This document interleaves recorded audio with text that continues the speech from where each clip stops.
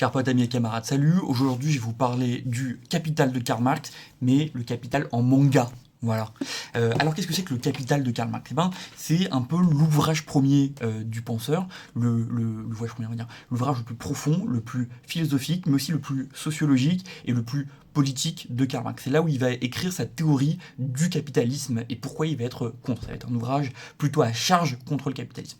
En fait, dans cet ouvrage, il va définir des concepts clés qui vont aider à structurer toute la pensée de gauche. On peut penser notamment à la question de la marchandise, la question de la plus-value, le salaire, la baisse tendancielle des taux de profit, pardon, tous ces concepts un peu clés qui vont permettre aux militants de gauche et aux philosophes de mieux comprendre comment marche notre économie capitaliste. Donc voilà, moi je vous présente deux éditions, parce que j'ai celle-là aux éditions Soleil Manga et celle-là aux éditions Kurosawa, La connaissance en manga.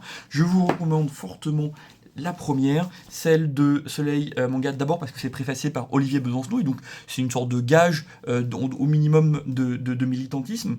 Et deuxièmement, l'histoire est un peu mieux. Il y a une histoire, entre guillemets, dans les deux de jeunes qui veulent monter leur société et qui commencent à comprendre les implications du capitalisme.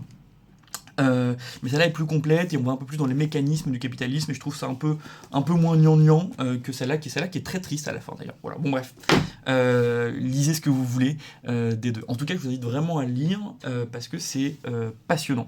Un point, j'entends déjà des gens qui disent comment ça, le capital en manga, c'est scandaleux, pour bien comprendre le capitalisme, il faut lire le Capital dans le texte, et si possible en allemand pour bien saisir les notions complexes. J'invite tous ceux qui veulent le lire dans le texte à le lire.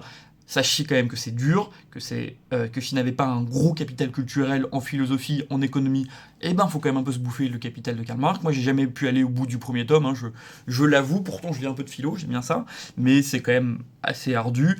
Et n'oubliez pas que Karl Marx lui-même a écrit le manifeste du Parti communiste pour que ses idées soient lues. Ça ne sert à rien d'être un intellectuel bourgeois dans sa tour qui a compris tout seul des grands principes chez lui. Il faut que ce savoir se partage. Donc vraiment, si vous n'avez pas encore lu le Capital de Karl Marx dans le texte, lisez-le au moins en manga, vous allez voir, c'est sympa. Et puis, ça coûte pas cher. Voilà, à bientôt.